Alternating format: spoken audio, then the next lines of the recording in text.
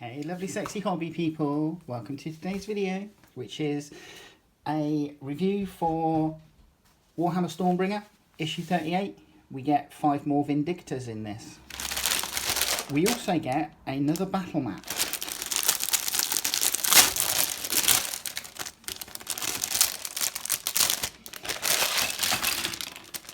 So that's going to bring our battle map total up to 3 for this collection so far. Pop those aside.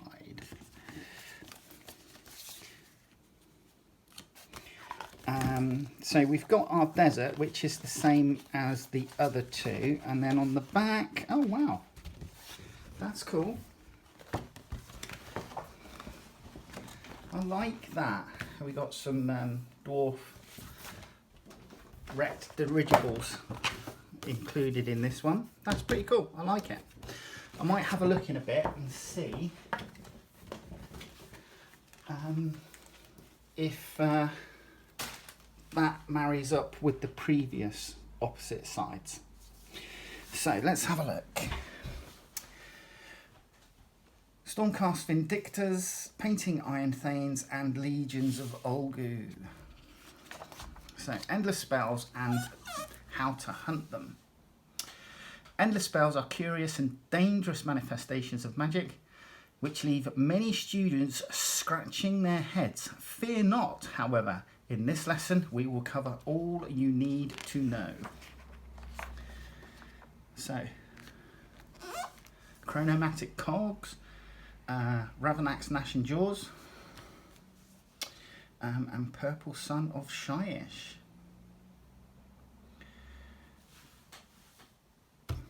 Another story, Blood in the Snow.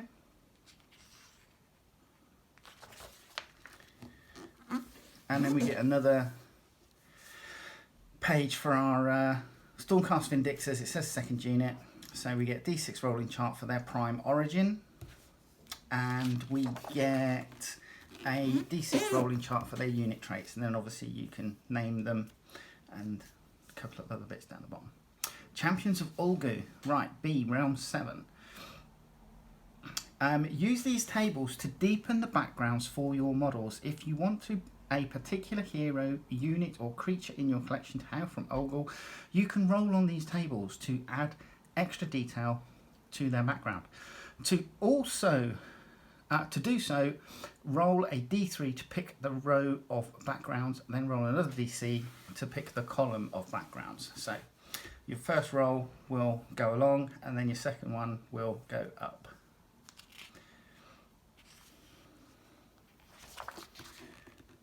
So yeah, unit origins, creature origins and hero origins.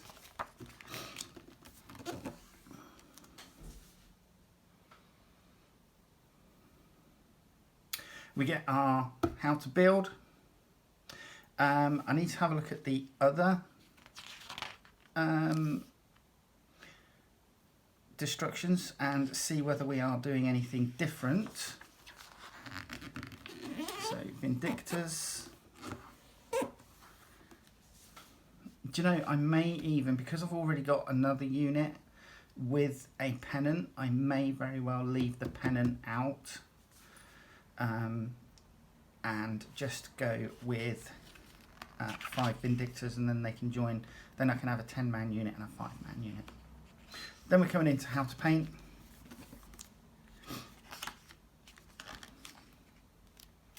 And then Iron Thanes Vindictors. So they're giving you a different paint scheme. So instead of being gold, these guys are red. And this looks like it's a full-on paint scheme. There you go. Does look good actually. I like the red and the white or pale grey accents. That's quite nice. Looks good. Right, Praetors, order tactics. So Praetors are bodyguards who are great at protecting important heroes in your army. They can use their Soul Forge Guardian's ability to absorb or negate damage, and they are solid fighters in their own right. So high damage, good defense, what goes against them is that there are few models. So we did get a unit of 3, and then we got a Praetor character, I think was issue 5. And then it gives you some tutorials here with bodyguards for the Praetors. Zandire's Truth Seekers. Oh, so this, I think these were a Warcry unit, which is why they came with pre-molded bases. So Zandire's Truth Seekers are an elite warband of Stormcast Eternals. Each one of them is a skilled specialist, and the unit combines one heavy hitting and one fast hitting melee fighter alongside an expert sharpshooter. They are incredibly versatile and are able to tailor their tactics to many different situations. I'm actually liking this. I don't think we got things like unit tactics included with Imperium magazine for the 40k version of this, which I think would have been helpful, would have been nice and useful had that been in that collection. But I like these sort of like little bits of advice. Their pluses are high wounds and flexible, and again, their minus is too few models. Tip of the spear. Best way to use Zandire's Truth Seekers is as Pathfinders or as a lone unit. Mixing shooting and melee, they are effective in all phases of the game and can easily work alone without additional support from the rest of your army. Okay, Raging Blizzard. The campaign rages on and forces of order continue to establish footholds in Ulgu. Sighting a Stormcast patrol, a party of crawlboys moves to higher ground for an ambush, but the Stormcast spot them and give chase. For days they track the Uruks across ice blast wastes, mountain peaks and through gloomy mist-filled valleys. Now the crawlboys turn for a final stand and the two sides face off in battle amid a ferocious swirling blizzard. So the Alliance of Order, the Stormcast Eternals are increasing Sigmar's influence over Ulgu by wiping out the Uruk threat. They will safeguard their new positions and make it easier to expand further. If they fail, then the Uruks will grow in strength, posing a threat to their new outposts. You are going to field the Lord Imperatant, 5 Vindictors, 5 more Vindictors, 5 Vigilors and 4 Praetors. The Alliance of Destruction. The Uruks have put up solid resistance, but they need a clear victory. If they can defeat their pursuers, they will buy vital time to muster their forces and make a renewed attack. If they're defeated, they will be pushed further away from the Stormcast's vulnerable positions. And you're going to field the Killer Boss with Stabgrot, 10 Hobgrot Slitters, 10 more Hobgrot Slitters, 10 Gut Rippers, and the Beast Skewer Killbow. And you're going to be using 2 battle mats on the desert side. So the Order of Destruction uses the 4 sections in the middle, and the Order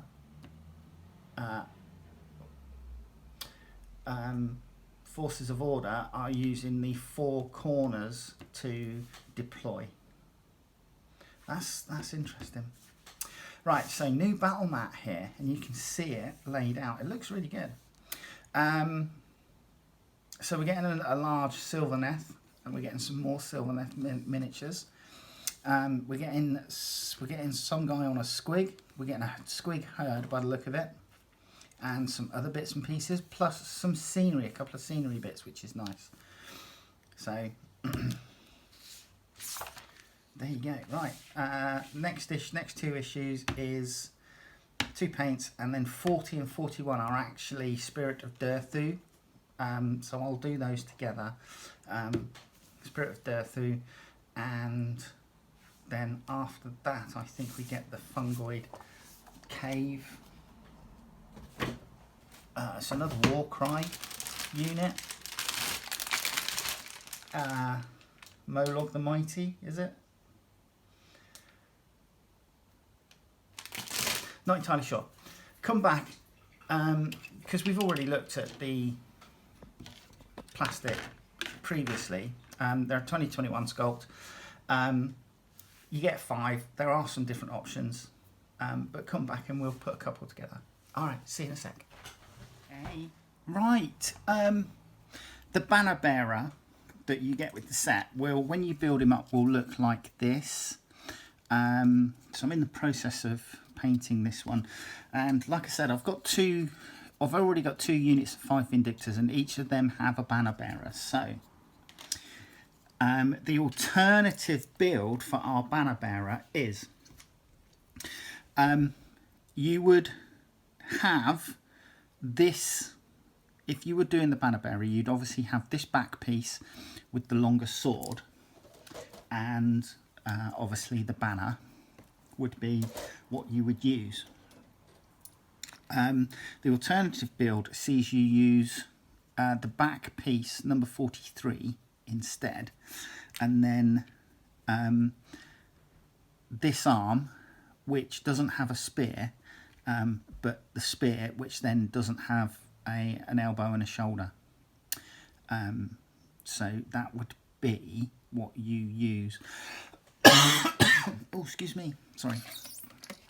I've just realised I need to just trim the mould lines away and such.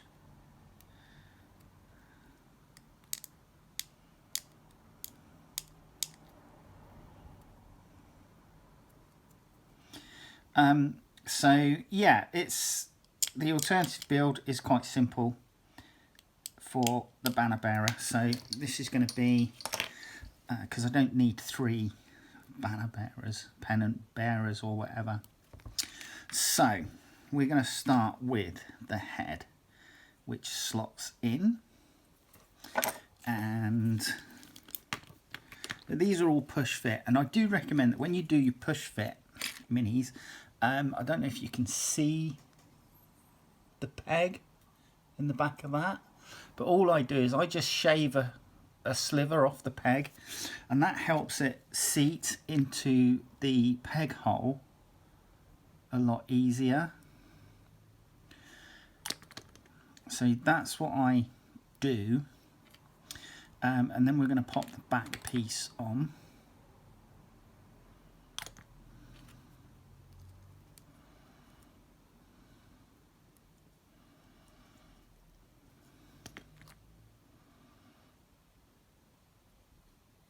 Like so.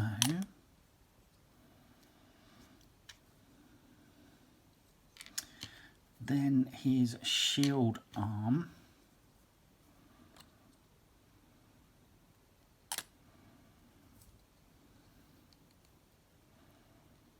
Like thus. Now I'm not going to glue the shields on because I leave them off for ease of painting, but the shield will just go on like so.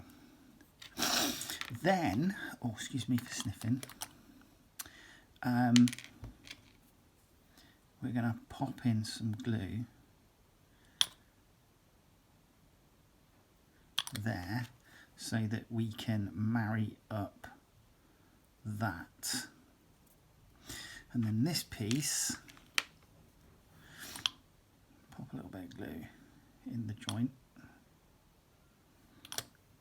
This piece then goes onto the shoulder like so, so that you end up with a mini that looks like this. So as you can see, this is what the alternative sculpt would look like for the banner bearer. And then obviously you just pop this onto the base however you would like it to go on. Actually, let's put that there, like that. And then you get a little piece of terrain rubble to go in. Cover the other hole. So that's the alternative build for your banner bearer. So I've already got a prime which is this one. I didn't build a prime for the other unit, I just did it as a standard soldier.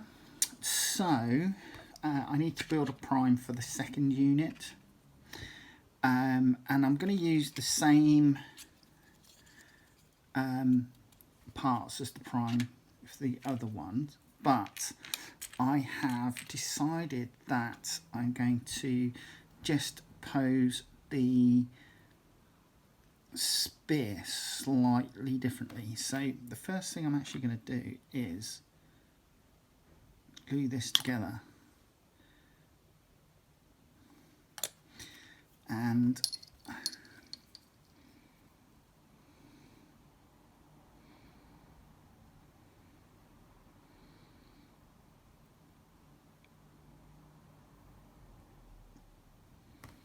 that should set nicely.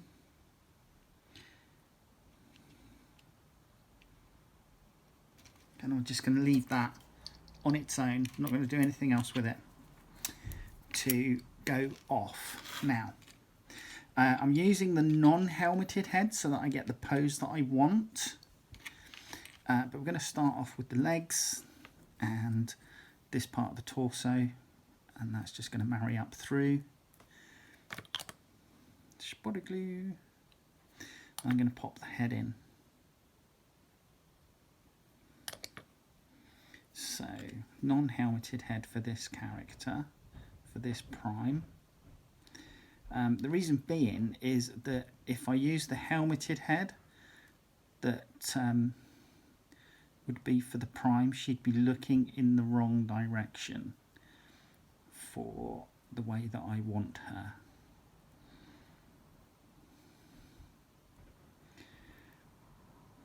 Then it's a case of marrying up the back of the torso.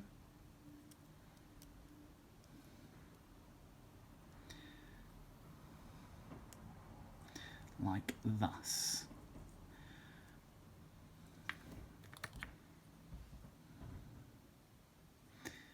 And that gives us everything that we need then.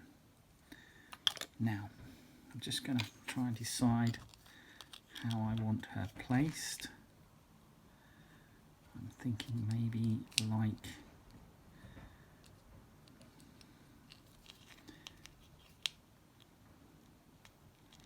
so.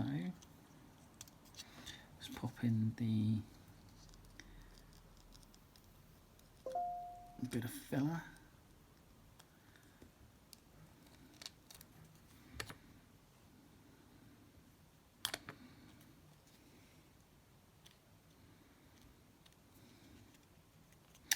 And these kits are really good because just by adding in a different head, you know, and a different spear, you're making it look, you know, pose in a completely different dynamic direction. So I do quite like these Vindictors. So the glue's gone on for the arm, but I'm not going to glue the shield because I'll take it off for painting.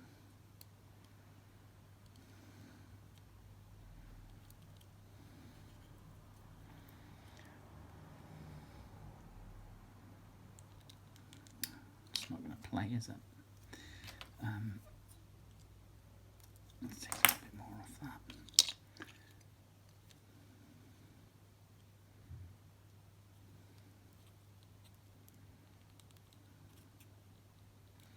Right, so shield arm is on.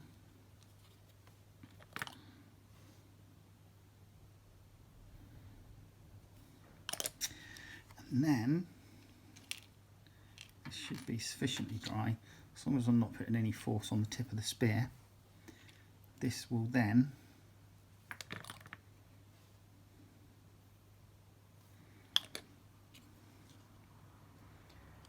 just drop on the shoulder.